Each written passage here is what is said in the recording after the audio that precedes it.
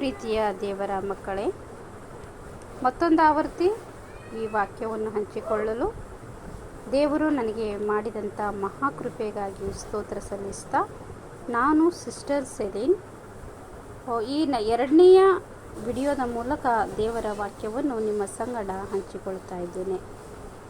ಈಗ ನಾವು ದೇವರ ವಾಕ್ಯವನ್ನು ನೋಡಿಕೊಳ್ಳೋಣ. ಯೋಹಾನ ಬರೆದ ಸುವಾರ್ತೆ 14, 16, 17 ನಾವು ಓದಿಕೊಳ್ಳೋಣ. ನೀವು ನನ್ನನ್ನು ಪ್ರೀತಿಸುವುದಾದರೆ ನನ್ನ ಆಜ್ಞೆಗಳನ್ನು ಕೈಗೊಂಡು ನಡೆಯುವಿರಿ. ಆಗ ನಾನು ತಂದೆಯನ್ನು ಕೇಳಿಕೊಳ್ಳುವೆನು, ಆತನು ನಿಮಗೆ ಬೇರೊಬ್ಬ ಸಹಾಯಕನನ್ನು ಸದಾಕಾಲ ನಿಮ್ಮ ಸಂಗಡ ಇರುವುದಕ್ಕೆ ಕೊಡುವನು. ಆ ಸಹಾಯಕನು ಯಾರೆಂದರೆ ಸತ್ಯದ ಆತ್ಮನೇ. ಲೋಕವು ಆತನನ್ನು ನೋಡದೆಯೂ ತಿಳಿಯದೆಯೂ ಇರುವುದರಿಂದ ಆತನನ್ನು ಹೊಂದಲಾರದು. ನೀವು ಆತನನ್ನು ಬಲ್ಲಿರಿ. ಹೇಗೆಂದರೆ ನಿಮ್ಮ ಬಳಿಯಲ್ಲಿ ವಾಸ ಮಾಡುತ್ತಾನೆ ಮತ್ತು ನಿಮ್ಮೊಳಗೆ ಇರುತ್ತಾನೆ ಅಂತ ಇಲ್ಲಿ ದೇವರ ವಾಕ್ಯ ನಮಗೆ ಹೇಳುತ್ತೆ. ಪ್ರಿಯರೇ, ಪ್ರೀತಿಯ ದೇವ ಮಕ್ಕಳೇ, ಯೇಸು ಸ್ವಾಮಿ ನಮಗೆ ಕೊಟ್ಟಂಥ ಆಜ್ಞೆ, ನೀವು ನನ್ನನ್ನು ಪ್ರೀತಿಸಿ ನನ್ನ ಆಜ್ಞೆಗಳನ್ನು ಕೈಗೊಂಡು ನಡೆಯುವುದರೆ ನಾನು ನಿಮಗೆ ಒಬ್ಬ ಸಹಾಯಕನನ್ನು ಕೊಡುವೆನು. ಆ ಸಹಾಯಕನು ಯಾರೆಂದರೆ ಸತ್ಯದ ಆತ್ಮನು, ಅಂದರೆ ಪವಿತ್ರಾತ್ಮರು.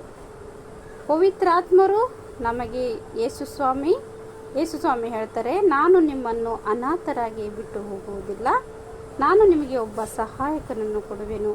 ಆ ಸಹಾಯಕನೇ ಪವಿತ್ರಾತ್ಮರು. ಈ ಪವಿತ್ರಾತ್ಮರು ನಮ್ಮ ಮೇಲೆ ಇಳಿದು ಬಂದ ಮೇಲೆ ಸದಾಕಾಲ ನಮ್ಮ ಸಂಗಡೆ ಇರುತ್ತಾರೆ. ಯಾಕಂದರೆ ಯೇಸು ಸ್ವಾಮಿ ಹೇಳ್ತಾರೆ, ಸದಾಕಾಲ ನಿಮ್ಮ ಸಂಗಡ ಇರುವುದಕ್ಕೆ ನಾನು ಕೊಡುವೆನು. ಅವನು ನಿಮ್ಮೊಳಗೆ ವಾಸ ಮಾಡುತ್ತಾನೆ ಮತ್ತು ನಿಮ್ಮೊಳಗೆ ಇರುತ್ತಾನೆ ಅಂತ ಕೂಡ ಇಲ್ಲಿ ದೇವರ ವಾಕ್ಯ ಹೇಳುತ್ತೆ. ಪ್ರಿಯರೇ, ಯಾರು ಯೇಸು ಸ್ವಾಮಿಯನ್ನು ಸ್ವಂತ ರಕ್ಷಕನನ್ನಾಗಿ ಸ್ವೀಕಾರ ಮಾಡಿಕೊಂಡಿದ್ದಾರೋ, ಯೇಸು ಸ್ವಾಮಿಯ ಆಜ್ಞೆಯ ಪ್ರಕಾರ ನಡೆಯುತ್ತಾರೋ ಅವರೆಲ್ಲರಿಗೂ ಪವಿತ್ರಾತ್ಮನ ವರದಾನವು ಕೊಡಲ್ಪಟ್ಟಿದೆ. ಪ್ರಿಯರೇ, ಈ ಪವಿತ್ರಾತ್ಮರು ಸದಾಕಾಲ ನಮ್ಮ ಜೊತೆಯಾಗೇ ಇರುತ್ತಾರೆ. ನಾವು ಕುದುರುವಾಗ, ಏಳುವಾಗ, ನಡೆಯುವಾಗ, ಊಟ ಮಾಡುವಾಗ, ಮಲಗುವಾಗ, ಕೆಲಸ ಮಾಡುವಾಗ, ಪ್ರಾರ್ಥನೆ ಮಾಡುವಾಗ, ದಾರಿಯಲ್ಲಿ ಹೋಗುವಾಗ, ಬರುಗುವಾಗ, ಪ್ರತಿ ಕ್ಷಣ ಪ್ರತಿ ನಿಮಿಷದಲ್ಲೂ ಕೂಡ ಪವಿತ್ರಾತ್ಮರು ನಮ್ಮ ಜೊತೆಯಾಗೇ ಇರುತ್ತಾರೆ. ಪ್ರಿಯರೇ, ಯಾಕಂದರೆ ಯೇಸು ಸ್ವಾಮಿ ಹೇಳ್ತಾರೆ, ಅವರು ನಿಮ್ಮ ಜೊತೆಯಲ್ಲೇ ಇರುತ್ತಾನೆ, ನಿಮ್ಮಲ್ಲೇ ಅವನು ವಾಸ ಮಾಡುವನು, ನಿನ್ನೊಳಗೆ ಅವನು ಇರುವನು ಅಂತ ದೇವರ ವಾಕ್ಯ ಹೇಳುತ್ತೆ. ಪ್ರಿಯರೇ, ಪವಿತ್ರಾತ್ಮರು ನಮ್ಮ ಒಳಗೆ ವಾಸ ಮಾಡುತ್ತಾರೆ ಅಂತ ಸಂತ ಪೌಲರು ಕೂಡ 1ನೇ ಕೊರಿಂಥಿಯದವರಿಗೆ ಬರೆದ ಪತ್ರಿಕೆಯಲ್ಲಿ 3:16 ಹೇಳುತ್ತಾರೆ, ನೀವು ದೇವರ ಆಲಯವಾಗಿದ್ದೀರೆಂದು, ದೇವರ ಆತ್ಮನು ನಿಮ್ಮೊಳಗೆ ನೆಲೆಗೊಂಡಿದ್ದಾನೆಂದು ನಿಮಗೆ ಗೊತ್ತಿಲ್ಲವೇ ಅಂತ. ಅದೇ ರೀತಿ ಕೊರಿಂಥಿಯೋ 6:19 ಕೂಡ ನಾವು ನೋಡಬಹುದು, ನಮ್ಮ ದೇಹವನ್ನು ದೇವರ ಆಲಯವನ್ನಾಗಿ ದೇವರು ಆರಿಸಿಕೊಂಡಿದ್ದಾರೆ. ಪ್ರಿಯರೇ, ಪವಿತ್ರಾತ್ಮರು ಸದಾ ಸರ್ವದಾ ನಮ್ಮ ಸಂಗಡ ಇರುತ್ತಾರೆ.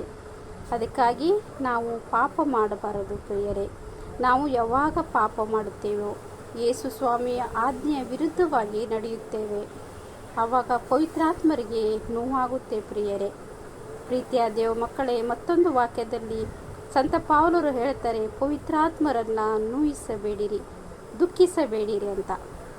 ನಾವು ಯಾವಾಗ ಪಾಪ ಮಾಡುತ್ತೇವೆ ಆವಾಗ ಪವಿತ್ರಾತ್ಮರಿಗೆ ದುಃಖವಾಗುತ್ತೆ. ಪ್ರಿಯರೇ, ಯಾಕಂದರೆ ಪವಿತ್ರಾತ್ಮರು ಸದಾಕಾಲ ನಮ್ಮ ಸಂಗಡ ಇರುವುದಕ್ಕೆ ಕೊಡಲ್ಪಟ್ಟಿದ್ದಾರೆ. ನಾವು ಈ ಲೋಕದಲ್ಲಿದ್ದು ಸತ್ತ ಮೇಲೆ ಯಾವಾಗ ನಮಗೆ ತೀರ್ಪಿನ ದಿನ ಬರುತ್ತೋ, ಆ ತೀರ್ಪಿನ ದಿನದಲ್ಲಿ ಪವಿತ್ರಾತ್ಮರು ನಮ್ಮ ಜೊತೆಯಾಗಿದ್ದು ನಮ್ಮ ಸಾಕ್ಷಿಯಾಗಿ ಇರುತ್ತಾರೆ ಅಂತ ಕೂಡ ದೇವರ ವಾಕ್ಯ ಹೇಳುತ್ತೆ. ಪ್ರಿಯರೇ, ಪ್ರೀತಿಯ ದೇವ ಮಕ್ಕಳೇ, ನಾವು ಬರೀ ಪ್ರಾರ್ಥಿಸುವಾಗ, ಸ್ತುತಿ ಆರಾಧನೆ ಮಾಡುವಾಗ ಅಷ್ಟೇ ಪವಿತ್ರಾತ್ಮರು ಇಳಿದು ಬರುತ್ತಾರೆ. ಪವಿತ್ರಾತ್ಮರು ನಮ್ಮನ್ನು ಮುಟ್ಟುತ್ತಾರೆ. ಪವಿತ್ರಾತ್ಮರ ಬೆಂಕಿ ಇಳಿದು ಬರುತ್ತೆ. ಅಂಥ ಕೊಂಟತ್ತ ಶಿಕ್ಷೆಗಳೆಲ್ಲ ತಪ್ಪು ಕಲ್ಪನೆಯಾಗಿವೆ ಪ್ರಿಯರೇ. ಯಾಕಂದರೆ ಯೇಸು ಸ್ವಾಮಿ ನಮಗೆ ವಾಗ್ದಾನ ಮಾಡಿದ್ದಾರೆ, ನಾನು ನಿಮ್ಮನ್ನು ಅನಾಥರಾಗಿ ಬಿಟ್ಟು ಹೋಗುವುದಿಲ್ಲ, ನಾನು ನಿಮಗೊಬ್ಬ ಸಹಾಯಕನನ್ನು ಕೊಡುವೆನು, ಆ ಸಹಾಯಕನು ಸತ್ಯದ ಆತ್ಮನೇ. ಆ ಸತ್ಯದ ಆತ್ಮನು ನಿಮ್ಮಲ್ಲಿ ಬಂದಾಗ ಅವನು ಸದಾಕಾಲ ನಿಮ್ಮ ಜೊತೆಯಾಗಿರುವನೇ ಅಂತ ಹೇಳಿದ್ದಾನೆ ಪ್ರಿಯರೇ.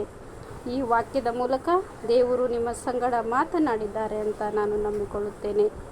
ಯೇಸು ಸ್ವಾಮಿಯ ಪ್ರೀತಿಯ ಮಕ್ಕಳೇ, ಈ ವಾಕ್ಯದ ಮೇಲೆ ವಿಶ್ವಾಸವಿಟ್ಟು ಯೇಸು ಸ್ವಾಮಿ ನಮಗೆ ಕೊಟ್ಟಂಥ ಪವಿತ್ರಾತ್ಮರನ್ನು ದುಃಖಪಡಿಸದೆ ಸತ್ಯದ ಮಾರ್ಗದಲ್ಲಿ ನಡೆಯೋಣ. ಈ ವಾಕ್ಯದ ಮೂಲಕ ದೇವರು ನಿಮ್ಮನ್ನು ಆಶೀರ್ವದಿಸಲಿ. ಆಮೇಲೆ